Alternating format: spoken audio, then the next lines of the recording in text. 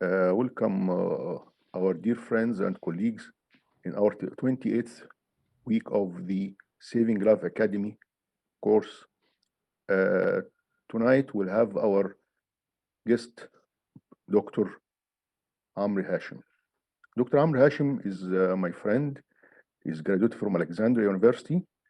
He is our colleague. Now is a lecturer of anesthesia and surgical intensive care, specialized in the cardiothoracic anesthesia. Now he's working in England, in UK, as a consultant of cardiothoracic anesthesia in Freeman Hospital. The topic today will be about the extracorporeal life support. A very interesting topic, and we'll hope to get benefit all of us. Please, Dr. Amr, you have the mic. Thank you very much, Professor Muhammad, for the very nice introduction. Thank you. I'll start my presentation, which is the introduction to the extracorporeal life support.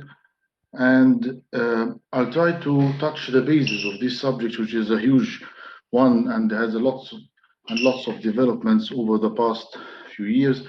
I hope it will be a nice message to the point, and we all can have a benefit from it. So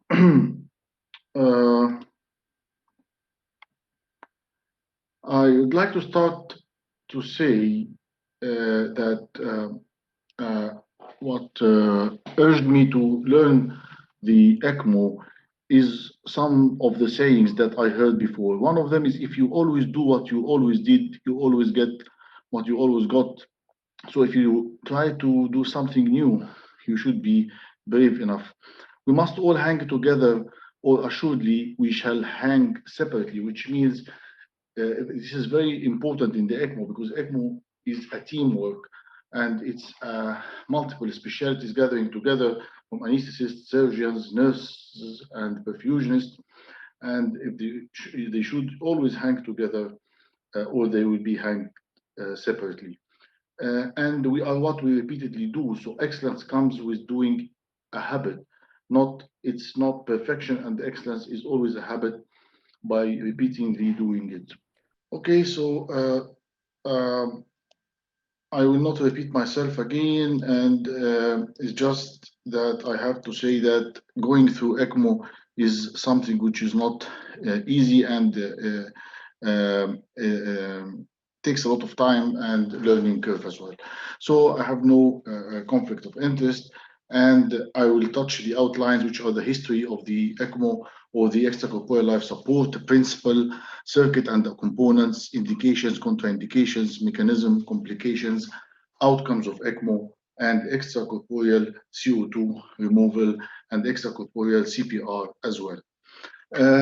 This is very important for all our colleagues which want to learn about ECMO or extracorporeal life support. This is the ELSO, which is the organization concerned about this ECMO, and it's now running the ECMO centers feedback from all over the world. So there is the ELSO Red Book, which is a huge one, and it's very important, the 5th edition, if anyone wants to learn deep and go deep in ECMO. And there is the ECMO Specialist Training Manual, 4th edition, which is published by the ELSO as well. And there are the ELSO guidelines, which are online resources for the ECMO. And I also used our protocol, which is the Freeman ECMO Handbook, ECMO Advanced Circulatory Support, and the Papworth manual as well from the UK. So these are the references that I used. As you can see here, the history for the extracorporeal life support that started far in 1950s by development of the membrane oxygenator first, and then 1971 first successful case, 72 first successful pediatric case, 75 first neonatal, so in sequence, and 75 to 89 a trial in the ARDS patient with very low survival, and in 1990s standard practice for neonates and pediatrics in some centers which started to develop, and in the 2000s standard practice for adults, which is later than the pediatrics, because it was always more important and very good outcome in pediatrics, and then adults joined later. And in 2009, the important CSER trial, which made a big difference in treatment of ARDS using the ECMO. And this very big thing in the 50s to this, and then later to the very small machines nowadays. So we all know the cardiopulmonary bypass. So what is the difference between the cardiopulmonary bypass and the ECMO machine? The very important thing is the presence of a reservoir. So the cardiopulmonary bypass has a reservoir, ECMO hasn't got any reservoir. And the cardiopulmonary bypass requires a large volume while the ECMO doesn't. Oxygenator is short-term use in the bypass, but it is short or long-term depending on the type of oxygenator in the ECMO. Cooling is possible in cardiopulmonary bypass. It is also possible in ECMO, but it is limited, not as much as the bypass. The initial bolus of heparin is 300 to 400 units per kg, while 50 to 100 units per kg upon initiation of ECMO. Target ACT is more than 480. It's here 160 to 200 or 180 to 220 maximum in according to the protocol. And then we have to know the definition according to the ELSO organization or the Extracorporeal Life Support Organization. So ECLS is the use of mechanical devices to temporarily, which means days or months, support the heart or lung function partially or totally during cardiopulmonary failure, which leads to organ recovery or organ replacement. This is the definition by the ELSO. Indications are either reversible indications or irreversible indications. Reversible indications, which are potentially life-threatening respiratory and or cardiac refractory to maximal conventional therapy. So you should try always the maximal conventional therapy first, and if it fails and it is a reversible case, you can go to ECMO. And in irreversible respiratory or cardiac failure, with an intention of bridging this patient to VAD, which is ventricular assist device, or transplant heart or heart-lung later on. So what are the indications? The primary indication for the ECLS is the acute severe heart or liver failure with the high mortality, despite, as we said, conventional therapy. So it is considered at 50% the mortality risk. It is indicated in most circumstances with 80% mortality risk. And there are some elective support cases for heart or lung function during temporary non-function, which are examples are the extensive bronchoalveolar lavage, operations on the mediastinal tumors, for example, or mediastinal syndromes, or operations on the trachea, coronary artery occlusion during procedures, and these are temporary things. Another indication is the CO2 retention or mechanical ventilation despite high P plateau, more than 30 centimeter water, severe air leak syndromes such as bronchopleural fistulas, and need for intubation in a patient on lung transplant list. So if the patient is already on the lung transplant list and this patient on the lung transplant list needs intubation, so we can put him in ECMO instead as a bridge to transplant. Immediate cardiac or respiratory collapse, such as pulmonary embolism, blocked airway, which is unresponsive to optimal care. Very important to know how to assess the severity and the illness and the mortality risk. As we said, 50% mortality risk is an indication, 80% is more strong indication as well, and we can assess this with the PaFi2 for the venous ECMO less than 150, or FiO2 on FiO2 greater than 90%, and or the Murray score or the respiratory score 2 to 3, and the AOI score of 60 or the APPS score of 3. 80% the number jumps, so the PaFi2 is less than 100 on still more than 90%, Murray score 3 to 4, and AOI more than 80, and APSS of 8, despite optimal care for 6 hours or less. And the best outcome in the ECMO for adult respiratory failure occurs in these patients which are instituted early on ECMO. So sometimes you have a call or a referral from another center. The patient has been ventilated for more than a week, okay, and they want to refer on high ventilatory data and with failure of any improvement, and then you want to refer this patient to you. This is a very poor prognosis. So early institution of ECMO with the best results. And this is the Murray score. We all know about it, which is 0, 1, 2, 3, 4, and the PAFI2, chest X-ray, PEEP, compliance, and we can go online and type these numbers, and you can get your Murray score immediately. This is as well the oxygenation index score, which is equals mean airway pressure multiplied by the FiO2% divided by the PaO2. And as we said, it is also used to indicate the severity of the patients. And the APPS score as well, it is used in scoring ARDS patients, and it depends on the age, depends on the PaFi2 ratio, plateau pressure in centimeter water. And with this score, it's from 3 to 9, lowest is 3, highest is 9, and as we said, a score of 8, very high, and it can lead to 80% mortality indication for ECMO. And what are the summary of these indications? If there is respiratory reversible causes such as ARDS, severe pneumonia, severe acute asthma, chemical and inhalation hypersensitivity pneumonitis, near drowning, post-traumatic lung contusion, bronchiolitis obliterans, and autoimmune lung diseases such as vasculitis and acute passage syndrome. But you always should have a diagnosis. If you don't have a diagnosis, you cannot put a patient on ECMO. If you do, because you cannot treat and you cannot know if the patient is going out of this condition back to recovery, or even if this patient, you are going to transplant him, you should have a cause, because you may transplant the lung, for example, in a patient with unknown cause, and the same cause persists with the patient and destroys the new lung as well. So this is very important.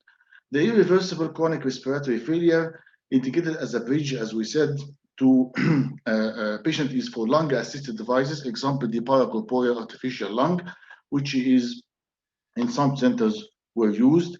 And the other thing is this patient is bridged for lung transplant.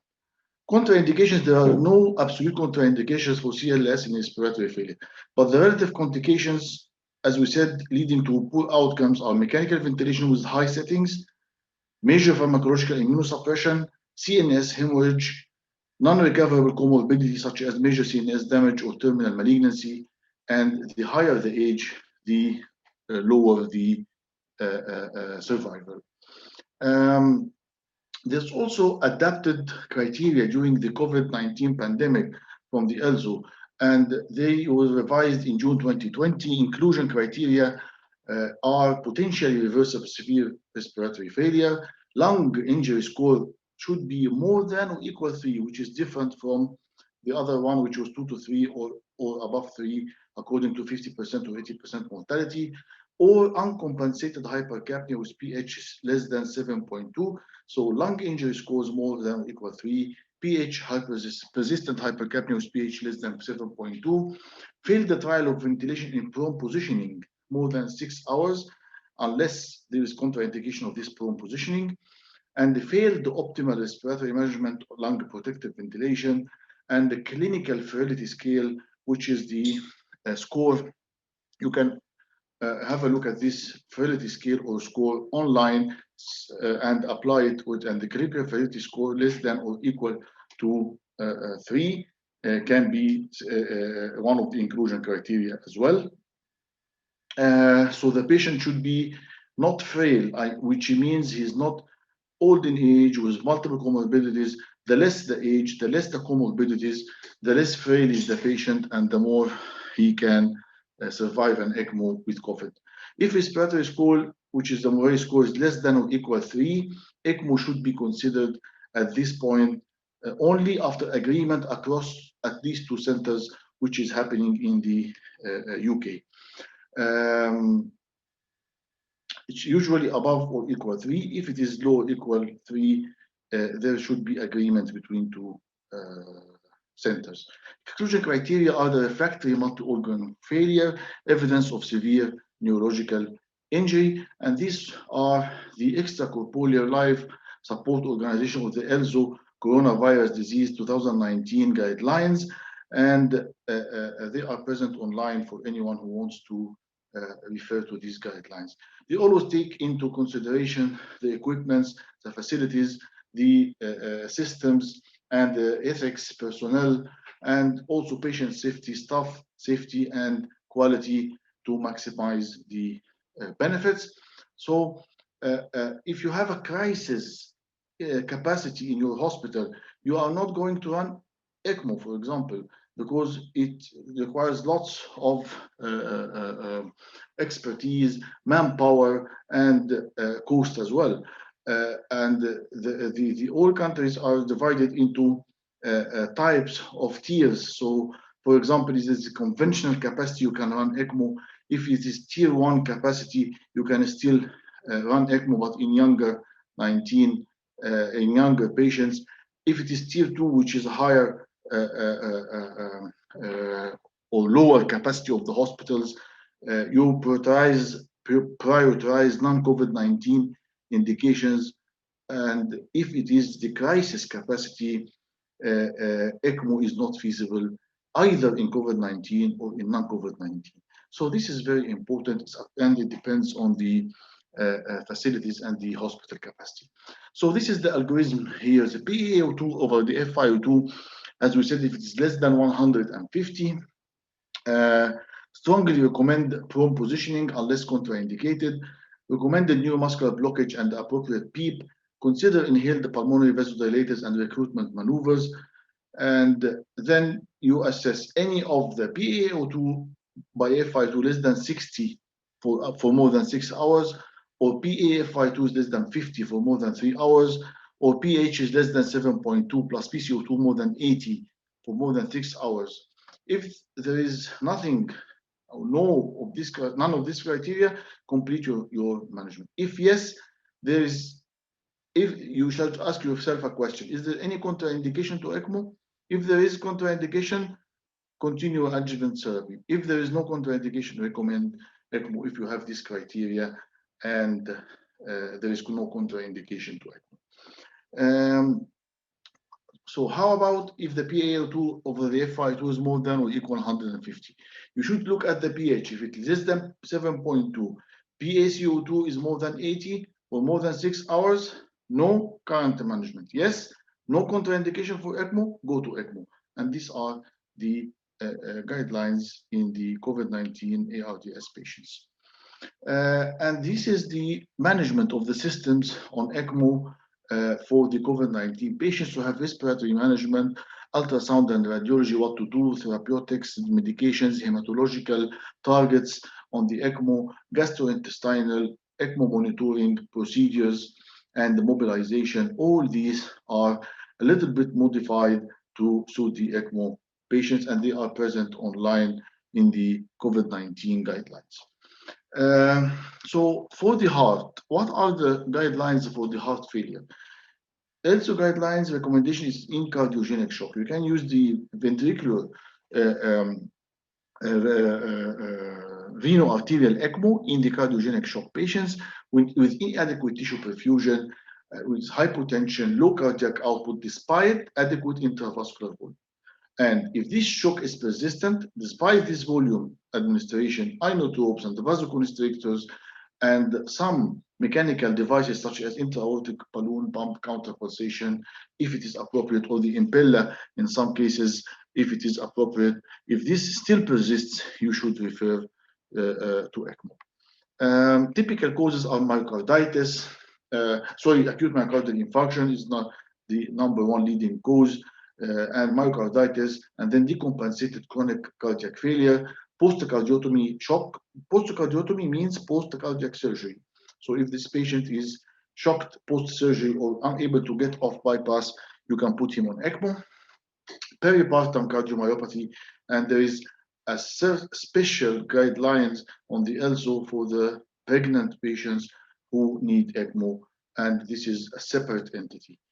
Some centers still do shock, septic shock patients, put them on ECMO, but with very limited patients and with very strict criteria, and it's not common. ECMO serves, as we said before, as a bridging therapy and not a curative therapy. So ECMO is not a treatment. It's a bridge to recovery, bridge to decision. If you have a cardiac arrest or patient deteriorating and you don't know the decision, you can choose bridge to decision, bridge to recovery by buying time, or bridge to transplant when you are sure that this patient needs a transplant.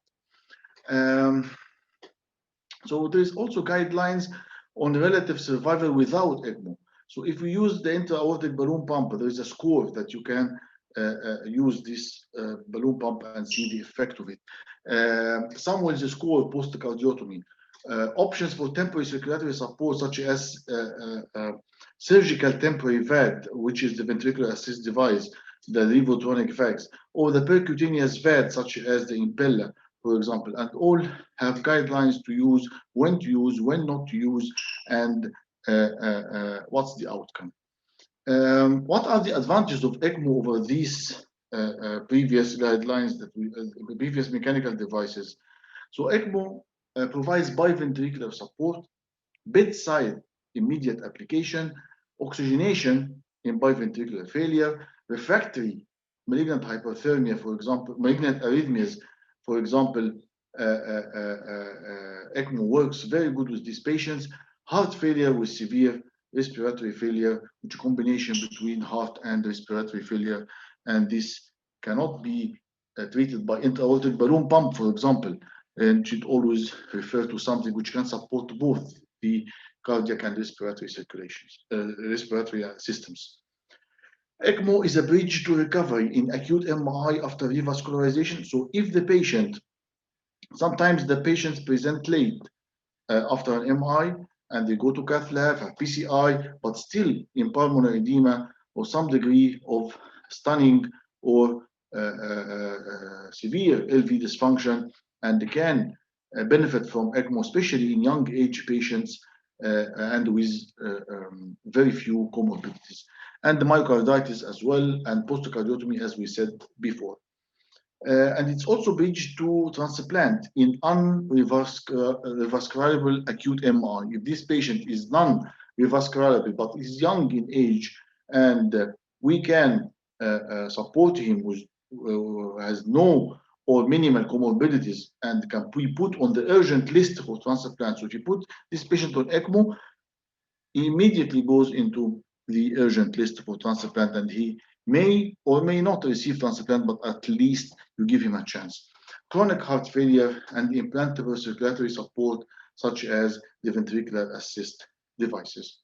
Contraindications are absolute in the VA ECMO, such as the compliance of the patient, financial, cognitive, psychiatric, social, unrecoverable heart is a contraindication, and not a candidate for transplant or VAD. Chronic organ dysfunction, such as emphysema, cirrhosis, renal dysfunction, and prolonged CPR, and these are with no adequate perfusion during the CPR. Relative are the anticoagulation contraindications. If this patient has contraindication to anticoagulation, and this for ECMO is all about, the ECMO is the anticoagulation, obesity, or advanced age. What are the principles? The principle of ECMO is to have desaturated blood is drained via a venous cannula, carbon dioxide is removed, oxygen is added via an extracorporeal device, and the blood is then returned to systemic circulation via either another vein, which is VV ECMO, or artery, which is a VA ECMO. And this is the gas path, and this is the blood path, and this is the diffusion membrane. And as we can see here, we use the blender, which mixes air with oxygen, and this mixture then passes through the gas compartment, and there is a membrane in between the gas compartment, blood compartment, and there is exchange of gases, and then this patient blood is returned again to the patient. So comes from the patient, passes through the oxygenator, and then goes back to the patient. The ECMO and the circuit and the components, basic components are a blood pump and membrane oxygenator, heat exchanger, controller, cannulas, and the tubings. These are the main components. And as we can see here in this figure, this is the patient, blood coming from the vein of a patient, a central vein, and going in this direction, and then pump pushes the blood through the membrane lung, which is the oxygenator, and then passes through a heat exchanger, and then goes back to the patient again. This is a very simplified figure. And this is a plain X-ray of a patient. We can see here, this is a neck cannulation, which is a type of peripheral VA ECMO. So this is the venous cannula, and this is in the SVC here. And this is the return cannula, which is the arterial cannula in the carotid and the beginning of the intake of the carotid, common carotid from the aorta. This is the return point. And this is usually used in children or neonates. Another configuration here, you can see here, this is the venous cannula position, it's in the SVC, but the arterial, it's too high, okay? And this is very dangerous because the perfusion is not adequate to the whole branches coming out from the aorta. The second component is the pumps. So there are basically three types of pumps that we know: roller pump, impeller pump, and centrifugal pump.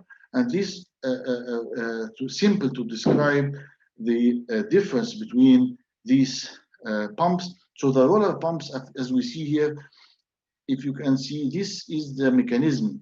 When you go on the tubing system, you create negative pressure, and then you pass this point expands again by elastic recoil, creating negative pressure, and then sucking blood, and then the blood is pushed with the force here. So sucking and pushing via rolling over the tubing system. This is the roller pumps, and there is a possibility of damage of blood or hemolysis. Centrifugal pump, by the rotation at a certain RPM, creating this difference in pressure between the inlet and the outlet, sucking blood and pushing it to the other side. This is the principle of the centrifugal pump. So the difference here, very important, the centrifugal pump is the one which is used in the ECMO configuration. So we should know that the output is inversely proportional to the afterload. So these pumps are affected by the afterload. If the patient is hypertensive, for example, these pumps slow down the output and the patient may be hypoperfused. Output not directly related to the RPM. So you should always have a flow meter at the end of the centrifugal pumps to measure the actual flows that's going to the patient. Otherwise, you will be misled by the perfusion of the patient, or you can miss hypoperfusion, because these pumps are not predictable. You should also have this flow meter. In centrifugal pumps as well, they will not blow out the arterial line. It's unlike the roller pump, which is used in the theater, for example. In these patients, it's like the volume controlled mechanical ventilation. They will deliver the volume, whatever they should do to deliver this volume, even with very high pressure. So lines may rupture, arterial lines, if you use this roller pump, which is not here in the centrifugal pump. The pump wouldn't pump massive air in the centrifugal part, but the roller can pump massive air and cause massive air embolism.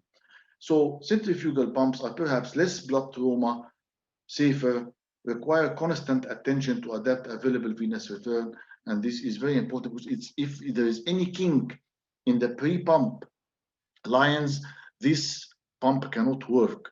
And if this pump is stopped at any point, or if it is stopped but the arterial line is not clamped, the aorta will pump the blood in a reverse fashion. So the blood will go at that point from the arterial to the venous, and this is opposite the normal course, and they may cause drainage of the whole blood of the patient, severe shock. And whenever this pump stops, you should always clamp the arterial line and then clamp the venous.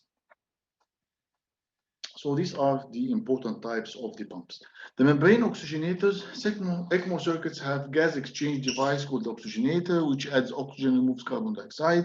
And it is this shape now with the hollow fibers that is present now, which is very efficient in gas exchange. So it's hollow and have pores at the same time. Gas passes through the hollow part and the blood is outside, and these pores communicate both between both and can cause gas exchange between the blood here and the gas here. Heat exchanger. In adults, it is usually built within the oxygenator, and in pediatric cases, it's connected separately after the oxygenator in the circuit, because the pediatrics needs a very vigilant management of the temperature, so it's not incorporated in the circuit. It's used for temperature regulation of the extracorporeal blood. Then we have the control panel. This is very nice pictures of some older models, and this is one of the new models now, which is the CentriMag Levitronics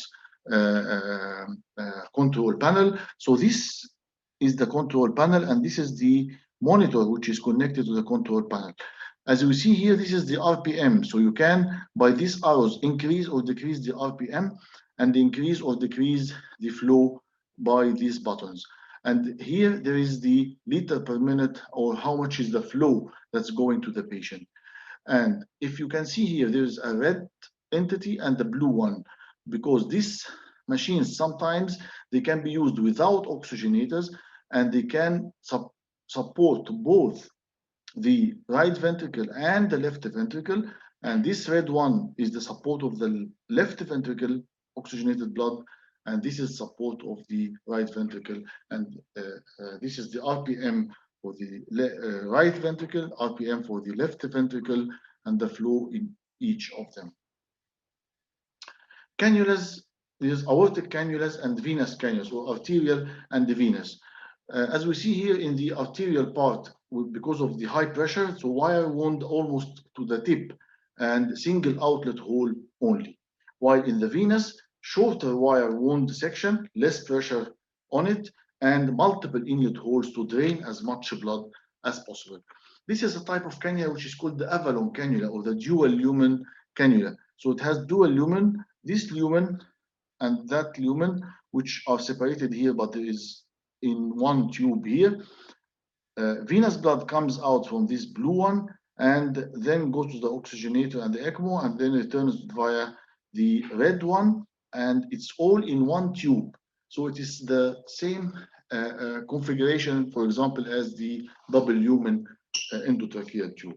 And as we can see, the venous ports, there is a venous port here in the SVC and another one in the IVC. These two ports suck blood to one of the lumens, and then blood comes back to another lumen, which comes out from this central hole in between the two venous ports. And this hole should be directed towards the tricuspid valve, so that the blood passes, the oxygenated blood passes directly to the right ventricle.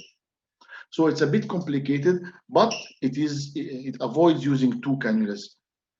There's also the origin cannula. It's the same as the Avalon, but it can be used in pediatrics, because the Avalon has certain weight and height. The origin can be used in pediatrics. And this is the X-ray here, as we can see. This is the SVC tip, this is the IVC tip, and this is the arterial tip. And this is the X-ray. This is the tip in the IVC, and there is another tip here, and the hole towards the tricuspid valve. This is a malpositioned one, as we can see. So in this patient, this goes all around and passes the IVC, bypasses the IVC, goes to the right ventricle, and this the tip here is in the RV, and this is malpositioned. And this is a table showing the different sizes for different ages with different weight and height of the patients. Tubings, the tubes are either regular or heparin coated. If this is heparin coated tubings, you can use this without heparin in some cases of VV ECMO. But if it is not heparin coated, you should always use heparin. So what are the different configurations in ECMO? It's either veno-venous ECMO, which is VV ECMO. So you take the blood from one vein and push the blood to another vein, and this is after oxygenation and the carbon dioxide removal. This is veno-venous ECMO. Veno-arterial ECMO, it's used to support the heart. So you take the blood from a central vein, pushes the blood into an artery, so you oxygenate and remove carbon dioxide and bypass the heart, so you rest the heart, and this is used in heart failure. So this is used in respiratory failure, and this is used in heart failure. Another third configuration, which is the arteriovenous. So you take the blood from the artery and you push it to the vein, and this is usually for only carbon dioxide removal in patients with extracorporeal CO2 removal, which is ECCO2R. And these are small devices or big devices, depending on the amount of CO2 you want to remove. And they do not sometimes require pump, because the artery has a good systolic pressure, only passes by the pump and then returns to the vein. Sometimes with very small machines, it doesn't require a pump.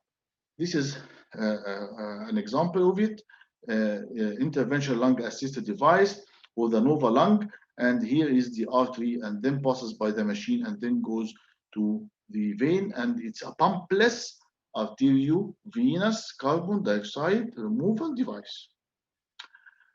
So as we said, veno-arterial, veno-venous, and arteriovenous are the three configurations that we have for the ECMO. Veno-venous ECMO, and here the axis is either femoral. So you take blood from a femoral vein and you put it back through a femoral vein, but the tip of the cannula should be in the middle of the right ventricle, right atrium, sorry. Another form is the high flow. Another form is the femoral-jugular, which the difference between femoral and the high flow, that the size of the cannula in the high flow is a large one, or sometimes you use two venous cannulas to have as much blood drained as possible. For the femoral-jugular cannula, so here you take the blood from the femoral vein and put it back to the jugular vein, and the tip is also at the mid of the right atrium. And the Avalon cannula or the double lumen, and we discussed it before. So femoral, what is the advantage? Quick, safe to insert, easy to secure. Disadvantage, limited maximum flow, and often requires conversion to a high flow, as we said, if this cannula is not sufficient. So taking blood from one femoral and returning the blood into the other femoral. As we can see, the tip here is in the right atrium, but the tip here is only in the IVC. Tip in the IVC and tip in the right atrium. High flow, use the same bifemoral cannulation, but you use an additional short access cannula, which is inserted via the right internal jugular vein. So you have here configuration, taking blood venous from the femoral and another cannula from the jugular, and returning the blood through the femoral vein to the center or the mid of the right atrium. This advantage occupies three veins, relatively complex to secure, dress, especially with the jugular or jugular cannula, and the patient remains bedbound, and the potential source of air embolism and the pressure injury is more. This is the femoral jugular, as we discussed it before, and this is the Avalon, and we discussed the Avalon before. This is the veno-arterial ECMO or the cardiac ECMO. Here, the venous blood is accessed via large veins, pumped through the oxygenator, returns to the arterial system and the aorta, and it provides support for severe cardiac failure with or without associated respiratory failure. It's either standard femoral, so you take the blood from a femoral vein, put it back through a femoral artery, or emergency femoral when the patient is arresting or peri-arrest. High flow, so you take blood via two cannulas and return them blood through one cannula to the artery. Central cannulation. At this point, you open the chest, take the blood from the right atrium, and put it back directly to the aorta. And this is more common in the pediatric and the post-cardiotomy. Or the central in the bypass cannula, as we said before. And these are the different configurations. So still standard femoral, you take the blood here from the femoral and put it back to the femoral artery.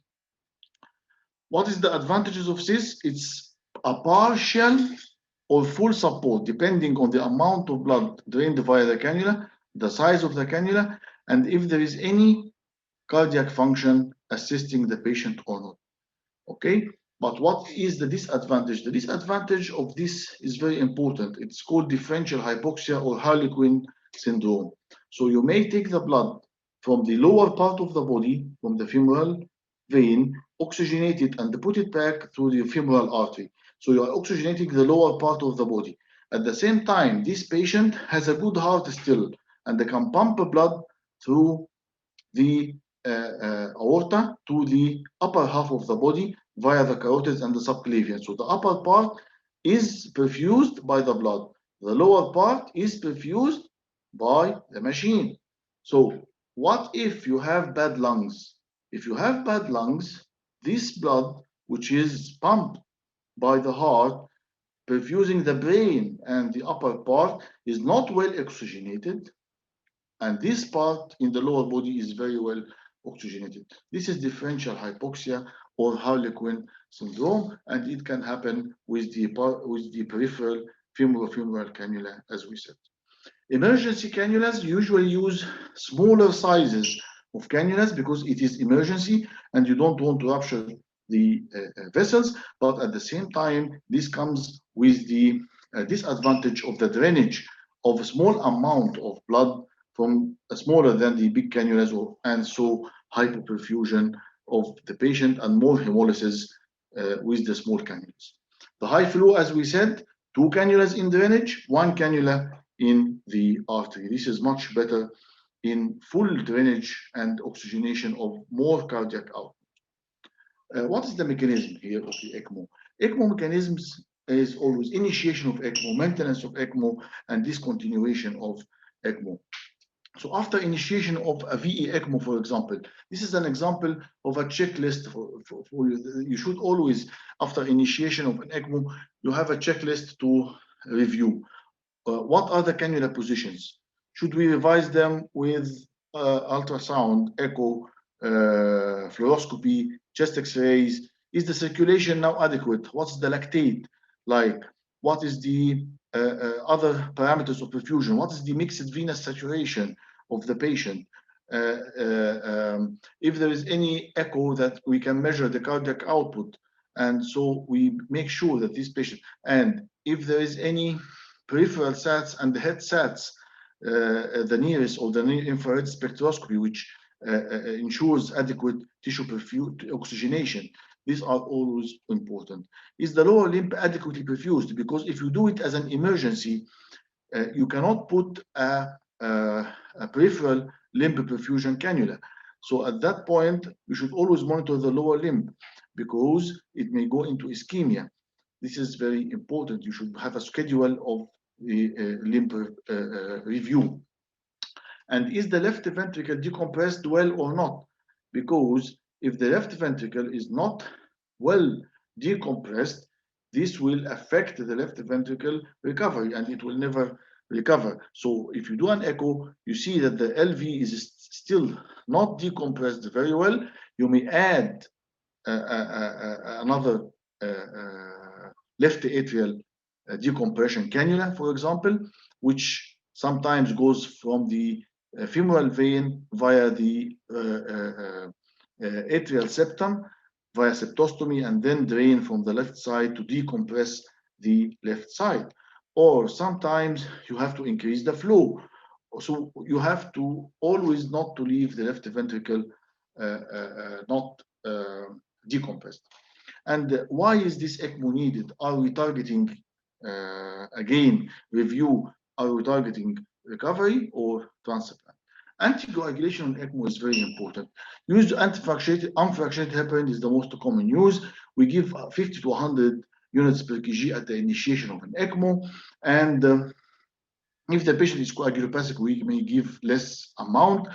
We measure the ACT, and if it drops to 300, we start the heparin infusion at a 7.5 to 20 units per kg per hour with a lower dose range in adults. Therapeutic anticoagulation classified, and it's defined by the ACT range of 180 to 220 is the therapeutic range. But this is not in coagulopathic or bleeding patient. And it usually is at a rate of 20 to 50 units per kg per hour, we achieve this. The administration of platelets is very important. Increased urine output or use of renal replacement therapy may result in the increased heparin requirements, because if there is a CVVH used, this may, the heparin is more metabolized, and therefore we need more ACT. ACT is affected by platelets, so if we give platelet transfusion, the ACT goes higher, but this is not the effect of the heparin, this is the effect of the platelets, so you should always target higher ACT level if you are giving platelets. And if there is a high urine output with excretion of heparin, you should always give more heparin. Alternatives to heparin, which is the anti-10A medication, is the bivalirudin, which is anti-2A medication, but this is still hasn't got a control like the ACT, and has some protocols in some centers to use it, but it also depends the metabolism of the duration of the medication, and after that you should give boluses again or maintain the perfusion. So there is no control of the bivalirudin in some centers if you are not doing anti-2A, and at that point you are risking the patient for thrombosis or severe bleeding. ACT target 180 to 220. Anti-10A, which anti-factor 10A, is 0.3 to 0.7. APTT 50 to 70, and you should always perform TEG at least once or twice per day to make sure that the coagulation profile is okay, and replace whatever factors that you need to replace. And if you are giving heparin, giving more and more heparin, and there is no increase in the ACT, APTT, or anti-10A, you should always consider low antithrombin 3, which may need antithrombin 3 transfusion. Sedation is very, you can do the ECMO cannulation on a cooperative patient with local anesthetic, but this is not very well recommended in the Avalon cannulas on a spontaneously breathing patient, because sometimes you need the positive pressure to prevent pulmonary embolism from these cannulas. It is the same when you are putting a central line in a patient in ECMO. So you always make sure when you're putting a central line in a patient with ECMO, it may suck air from this line and the patient goes into pulmonary embolism. So these are important things that you should look after. And if the patient is cannulated under general anesthesia, already intubated, ventilated, this is okay, sedate for 24 hours and then check again. If the chest is open or unstable, keep sedated, sometimes paralyzed. After 48 to 48 hours, reduce sedation and reassess, and aim for minimal or no sedation after 48 hours, and aim for extubation if possible after that. But if the patient remains long time sedated, paralyzed on ECMO, usually has ICU neuropathy and weakness, and it's difficult to wean him from the ventilation afterwards. And if the ECMO was initiated post-cardiac arrest or peri-arrest, strongly consider daily sedation hold to assess neurological status. Is this patient brain and neurological status adequate or not? Drugs, drug of choice is the propofol, and some centers will still use the midazolam, dexmedetomidine. So propofol, dexmedetomidine are the best choices. Opioids, of course, but you should know that the fentanyl sticks to the circuit tubing and adheres, and so its efficacy and the bioavailability is lower. So you can use alfentanil, remifentanil, even the morphine is better than fentanyl in cases of ECMO. Paralysis with atracurium or cis-atracurium if needed, and sedation scoring with the Russell score, and delirium with the CAM ICU is very important to assess the patient take. Antibiotic prophylaxis, upon initiation, you should give antibiotics according to the protocol. Our protocol in the hospital, we give teicoplanin, asterolinum, and the fluconazole for 48 hours, and then this is an ECMO prophylaxis. How do you wean the ECMO? So these patients usually daily have very important monitors. You monitor the patient and you monitor the machine as well. You monitor the gases of the patients and you monitor the gases from the machine. You monitor the degree of sedation, oxygenation, perfusion, lactate, nearest or peripheral and central sats. And if the patient has pulsatile blood flow, which means because the ECMO flow is usually, it is non-pulsatile. This patient is having pulsatile flow with good maps on mean arterial blood pressure and good pulse pressure and less requirement of flow, so less RPM needed to support him, you should think of weaning this patient. So VA ECMO should not be removed if the patient hasn't recovered from the condition. So he should recover, and it's usually not before 72 hours. Prior to weaning attempts, you should make sure that hepatic functions are okay, and the patient should not be fluid overloaded. And if he's fluid overloaded, put him on the CVHDF to make him less fluid overloaded. The doses of inotropic drugs should not be at excessive high doses. The patient should be clinically stable before the weaning trial, and the inotropes should be at low levels and not escalating, and the map should be more than 60 millimeter mercury for at least 6 hours.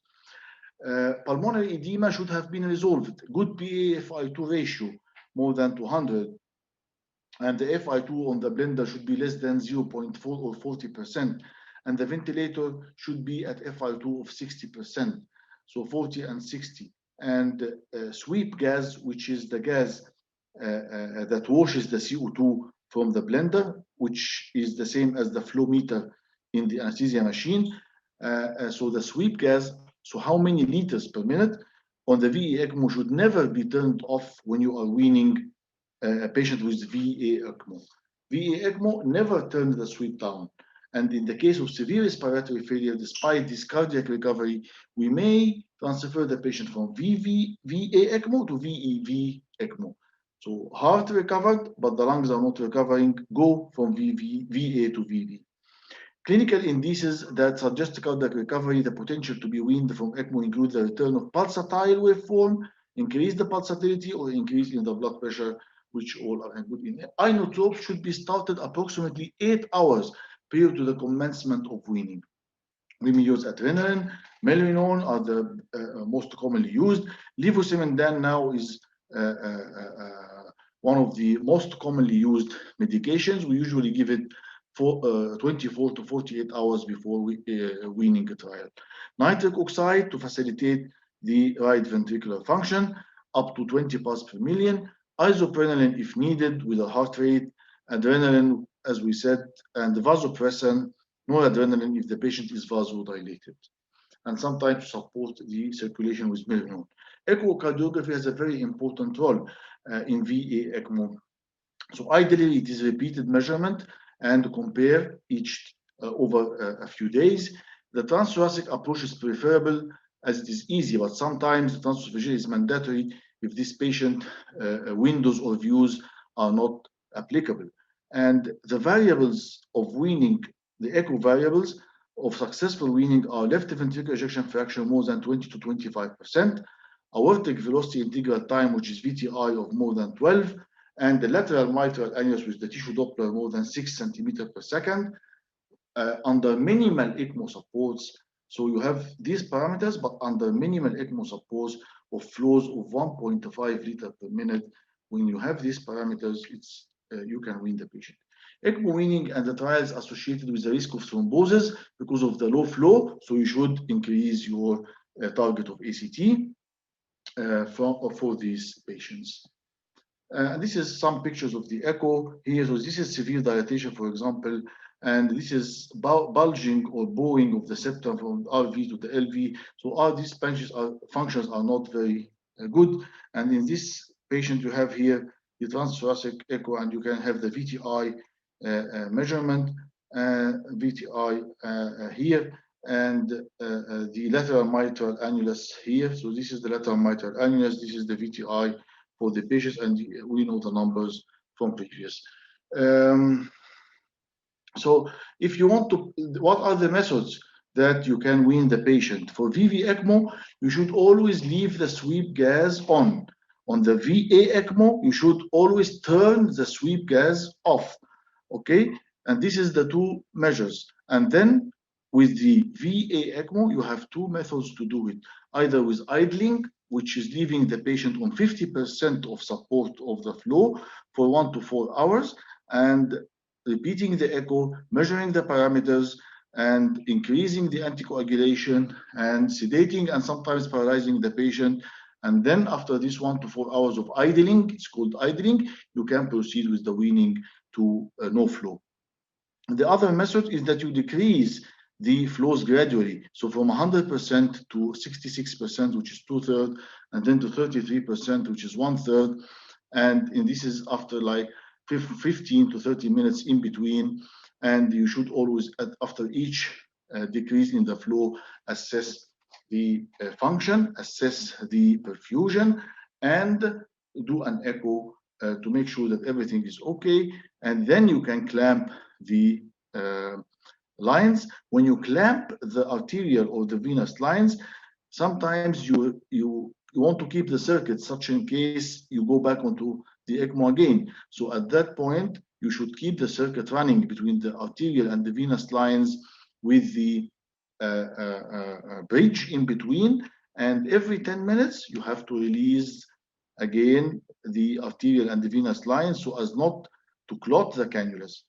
And if you are 100% happy and satisfied, and you should clamp both the venous and the arterial for good and take the ECMO circuit off. In the veno-venous ECMO, it's always about the flow. So, sorry, about the sweep gas. So turn the sweep gas off, and there is only the lungs which are now from the resting ventilation to back to full ventilation, and they can take over, and the circuit can be weaned easily.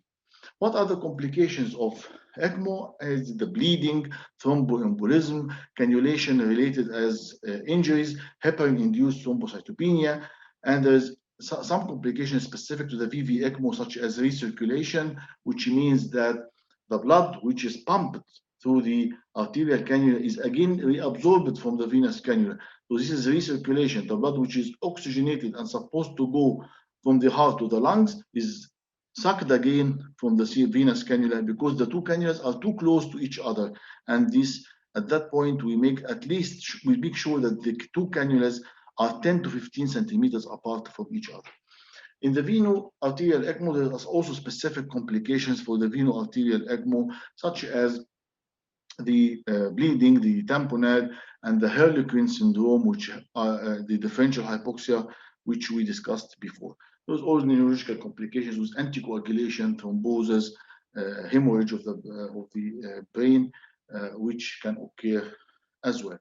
So you always make sure, in case of bleeding, you can stop the heparin, you can give platelets with a target of 75 to 80 in adults, 100 in the pediatrics, and APTT and anti-TNA should be always monitored, and also the ACT, as we said before. TEG is very important. You can use the TEG to monitor the blood products.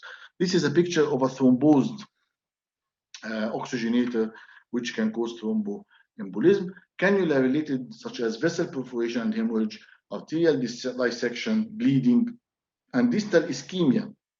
If you don't put a peripheral perfusion cannula to the distal limb, there is always the risk of distal ischemia to the limb and maybe amputation. We have seen many cases with hypoperfusion, especially if you do it as an emergency in CPR.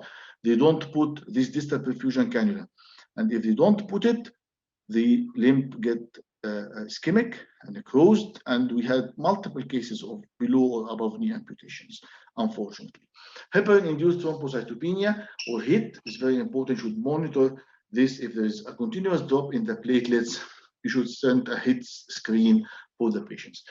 VV ECMO, we mentioned the recirculation, and to treat this recirculation, you increase the distance between the cannulas, use single-side double lumen cannula or addition of another drainage cannula, and at that point you can treat this.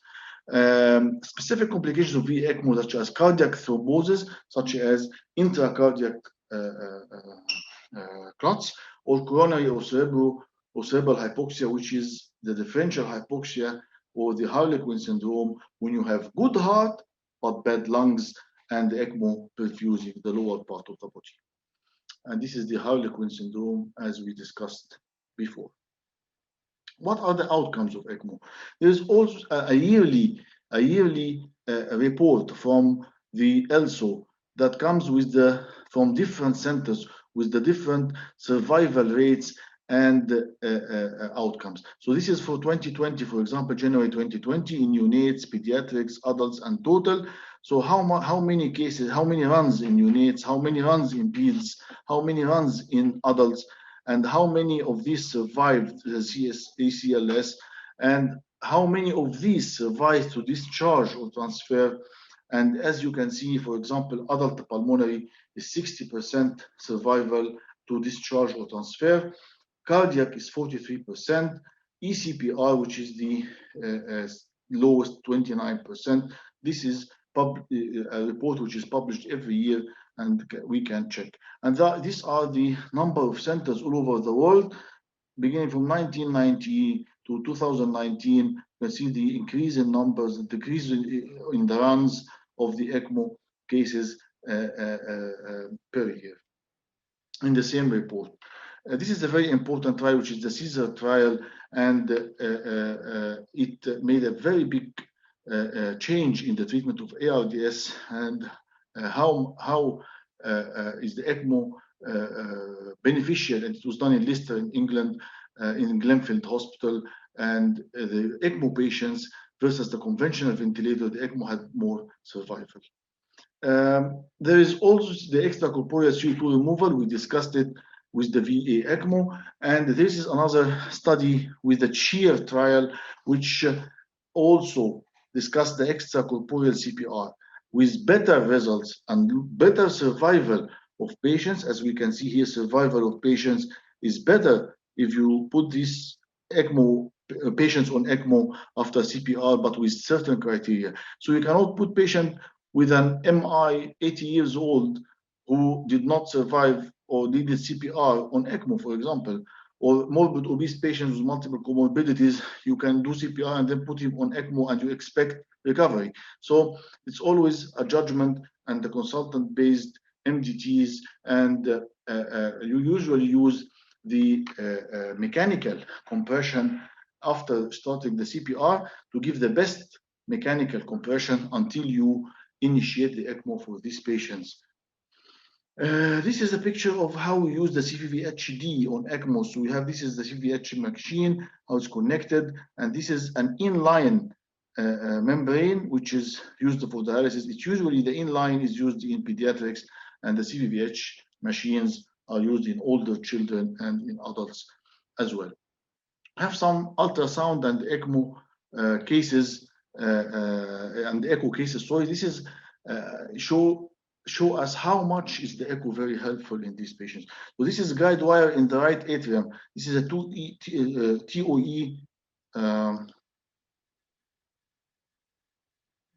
It's not playing.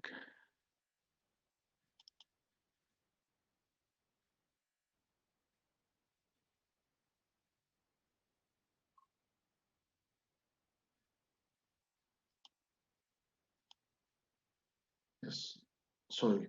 So this one, this is the guide wire here, and this is the bicable view. So this is the right atrium, this is the left atrium, this is the septum, this is the SVC, and the wire is coming from here. So this is a very good one in guiding. And this is the wire here passed from the SVC, but it passed through the RV. So from the SVC, left the atrium, and then tricuspid valve, and then passed into the RV. So this is malpositioned wire. Okay. This is another transthoracic echo, which shows that the guide wire correctly positions in the IVC after bypassing the hepatic veins, as we can see here. So this is as it passes here in the right atrium, and it is very well positioned. This is also a transthoracic echo, subcostal view, and the catheter here is a very good position. So this is the right atrium, this is the right ventricle, this is the tricuspid valve, and the flow is towards the tricuspid valve, towards the right ventricle. This is a very good positioned return cannula that pushes the blood towards the RV.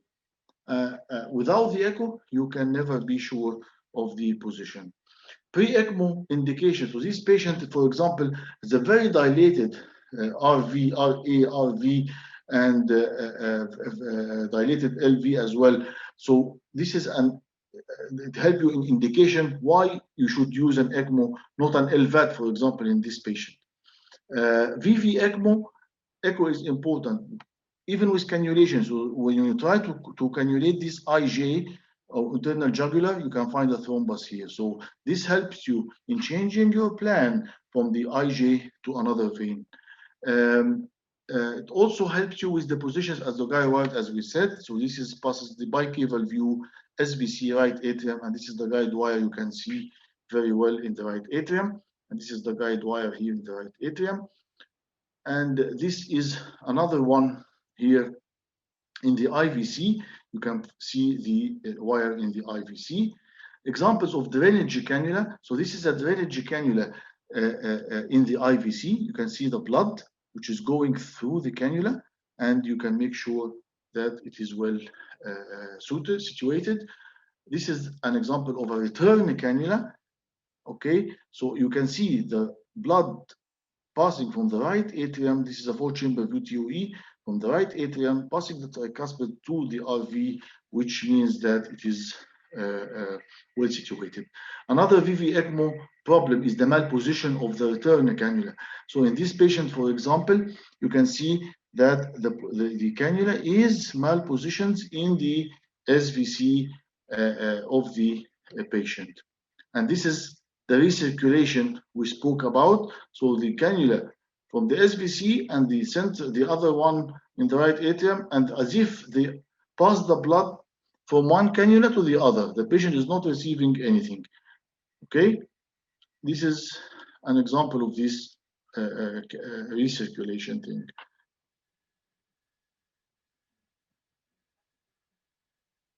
And this is as well after withdrawal of the cannula and the proper positioning. So this is after proper positioning. You can find the blood coming from the SVC towards the RV, not recirculating back to the drainage cannula as before. This is recirculation one as well. So blood comes from here and goes to the other cannula. And this, when the cannula is withdrawn, the blood is pushed towards the right RV. Thank you so much.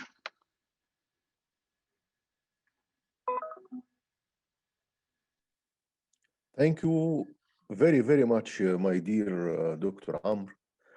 This topic is very heavy, and you you explained it very, very well, very well. Thank you very much. Really, I enjoyed the presentation. You did a huge job, and you did a huge effort. Really,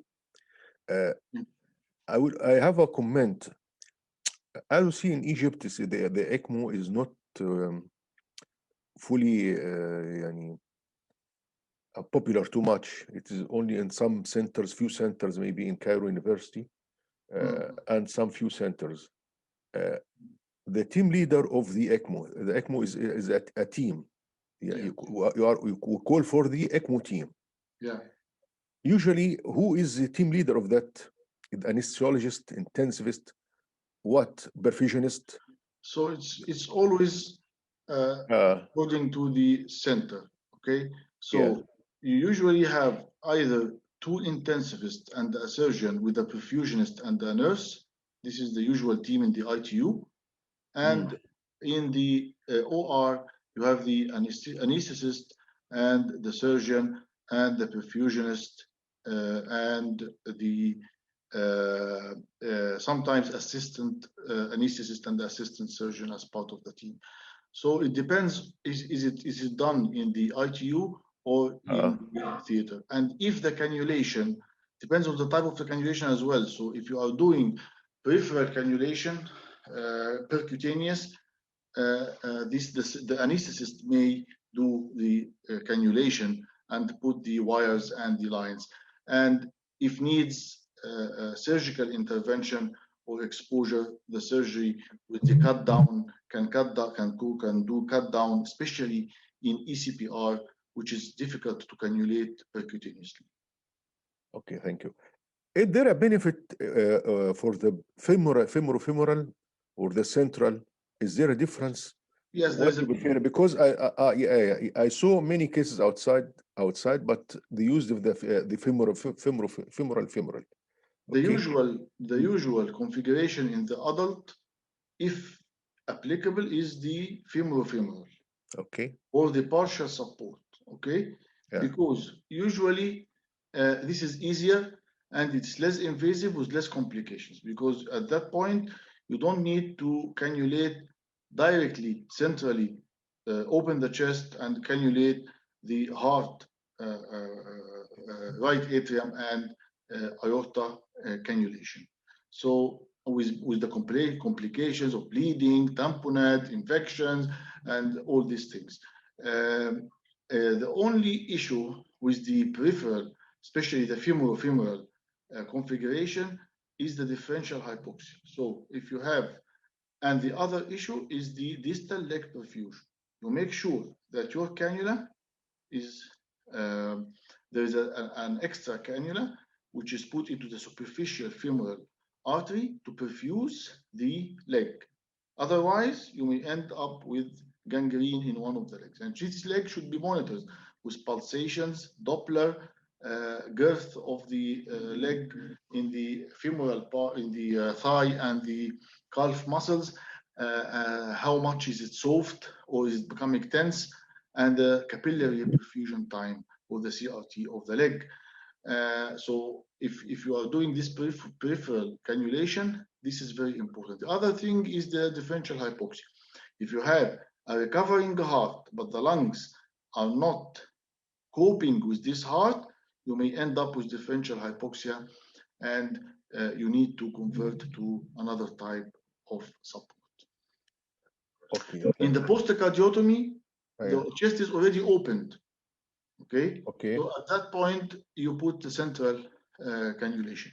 Also in the pediatrics, it's if it is the patient is not very small, like a neonate or a small child, you can put the configuration from the neck. So you put the venous cannula in the jugular vein and the return cannula in the carotid artery. This is very famous in the neonates. Yeah.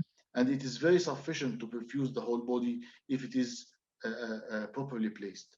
In bigger children, you may sometimes need still central cannulation or peripheral cannulation with the bigger children, because the neck cannulation may not be sufficient for the perfusion of the whole body.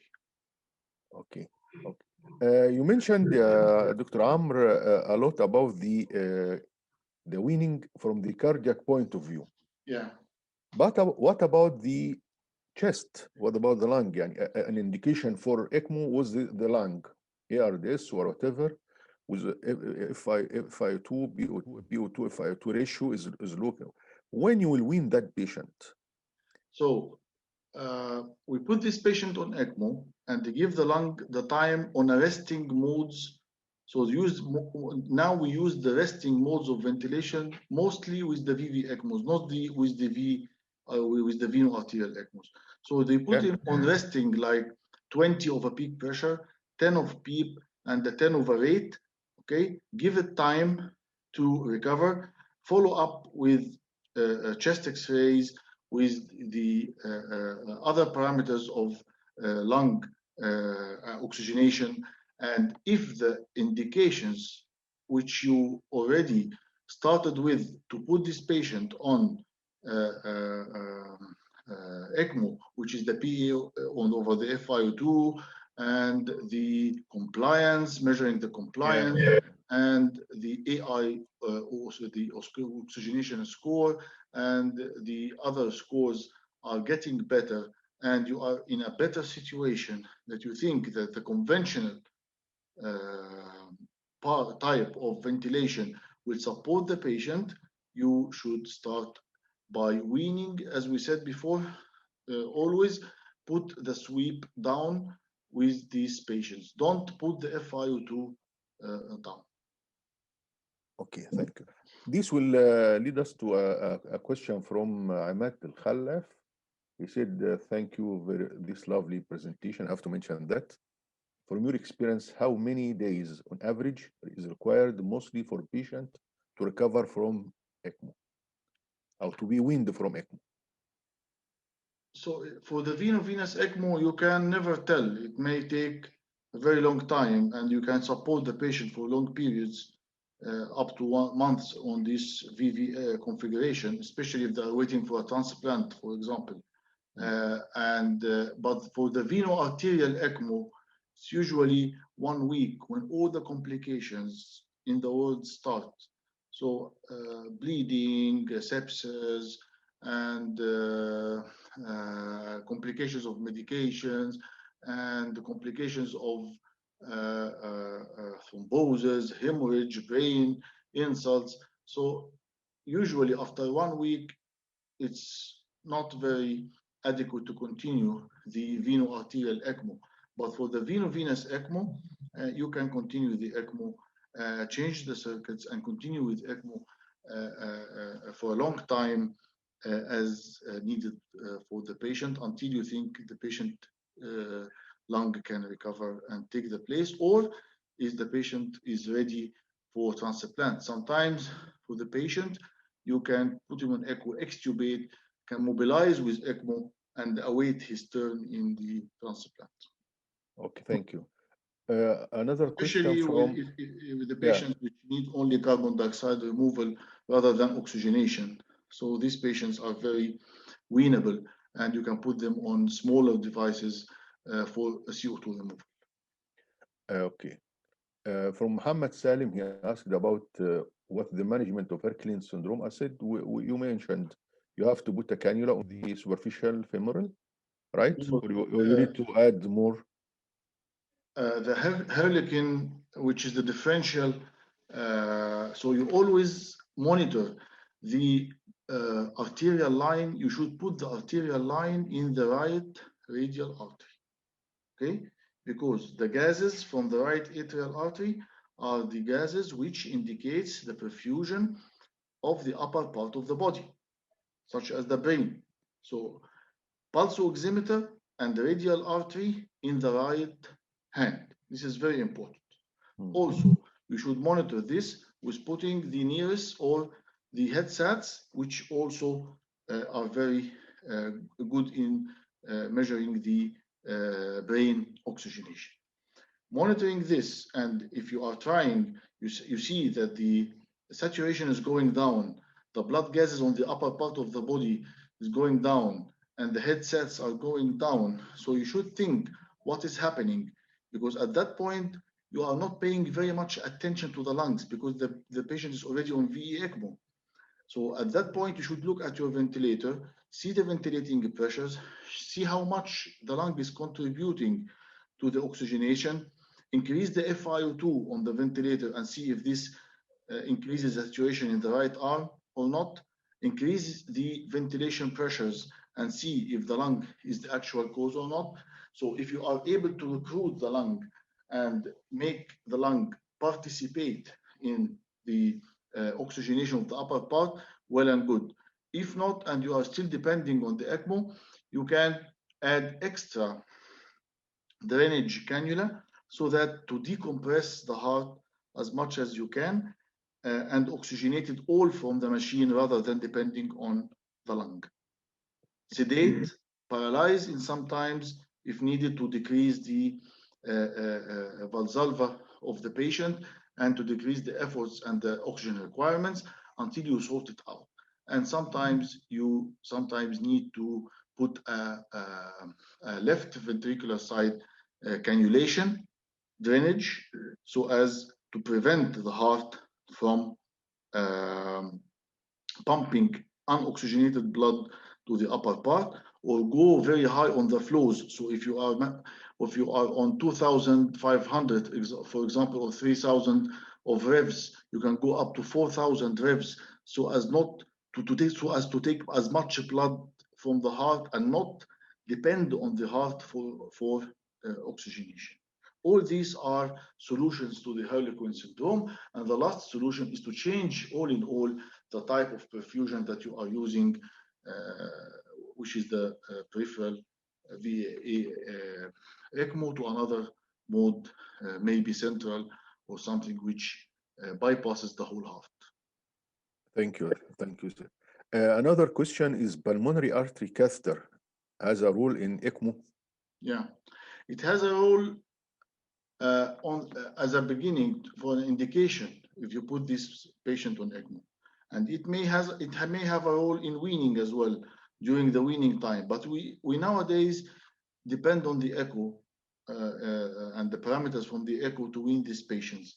So usually put the pulmonary artery catheter in patients with VADs, especially when these patients have only an LVAD, because you need to have a measurement of the right ventricular output and compare it with the VAD flows, and how to know if this right ventricle is coping with the flows from the left side or not. Because if you put an LVAD, you support the left side, but you push all the volume to the right side, which is not supported. So if this patient have dilated cardiomyopathy, it usually affects both sides, but it's much more apparent on the left. So when you still support the left, not support the right, you should have a pulmonary artery catheter to make sure that the right is not failing, and you can intervene at the proper time. Thank you very much. A lot of questions. You have some questions, but it's very. I'm happy to have questions. We also are happy, and some are raising their hands. Please, those who are raising their hands, yeah, let us see your again, because you have a lot of questions. Either to write the questions in the question answers, or raise your hand and I'll take you. Another question, can you please, from Fatma Hamadi, can you please tell us more about the COVID patients on ECMO? And is it a single session or can be repeated? I think she asked, yeah, single session in a COVID patient or can repeat in the COVID patient. I don't know. Yeah, I don't know. What do you think about that? To be honest, it's not my field of experience. In the UK, we have like 6 centers which are concerned with the respiratory ECMO. So in my center, in the Freeman Hospital, we are concerned mainly with the veno-venous ECMO as a bridge to transplant, but not for COVID patients. COVID patients go to Leicester Hospital, which is Glenfield Hospital, if they need. But as far as I know from my colleagues, there are not a very large number of patients in the UK which were put on ECMO from COVID patients, I mean, not as other countries. So I don't think the experience is extending with that field of putting these patients on ECMO. But in my opinion, and from the lectures and the presentations that I attended and heard, that these patients usually have a strict criteria, as I mentioned, and it's put all in the guidelines. Always think about the safety of the personnel. Always think about the feasibility for putting these patients on ECMO in the hospital, and always think about the outcome. Is these patients are not frail patients? Most of the patients, if it's a young patient, for example, who's having respiratory failure from COVID, I think this is a very good candidate to be put on ECMO. But as we said, the earlier the better, and the decision should be made, especially if the hypoxic index is more than 150. It should be made quickly and by multiple centers and on MDT basis, so as to put him early and have a good result from these patients. But I have no experience about putting on multiple sessions. Okay. A question from Muhammad Muqbil. And he said, "What is there any hope for future intravenous liquid oxygen injection?" What do you think? There is always hope about everything now. As we can see in this COVID era, there is nothing static, and there is no catalog for anything, and you can never know. You can never know, and I think if you are now going for electric cars and avoiding petrol and diesel, so who thought about it? So it may have a role. Okay. We're waiting. Maybe something new will happen. From Fuad Osman, he asked about, can the extracorporeal or ECMO for carbon dioxide removal is used for moderate ARDS? It's usually, you said, it depends on the criteria, but ARDS is usually a matter of oxygenation. So if the oxygenation is not, is the only issue, if he can go back to the guidelines, if the CO2 is more than 80 and the pH is less than 7.2, as I mentioned, and this is the only issue with the patient, he doesn't need like, he's not severely hypoxic, he can use it. But I think most of the patients at that point, they have some hypoxic element which needs a better support as well. I can add a little bit about this point. For ventilating an ARDS patient, we are using the low tidal volume ventilation, LTVV, which is very important. And this type of ventilation allows a permissive hypercapnia, which has a good effect. It is beneficial for ARDS patient. It's the CO2, the hypercapnia itself is a beneficial for the ARDS patient. To a limit, we know the limit may be 70, some say it's 65, some say 70, maybe. That's all. So we accept this. It is not a drawback, or it is not dangerous situation. No, especially in moderate ARDS. So I will accept this. From Saeed Ahmed, who is deciding the ECMO could be instituted as prophylactic, for example? Yes. ECMO can be prophylactic? Yes. Yeah. For example, if you have a patient who is already on the transplant list for a lung transplant, and you see that this patient is in the ward already, and when he, for example, goes to the toilet and comes back, he started to increase his oxygen requirements. He becomes more, having more air hunger and oxygen hunger. And if he's only sat on a chair, for example, he desaturates from 95% to 85% or 80%, and it takes a very long time to recover his saturation. Okay, so this is early indication that this patient is collapsing.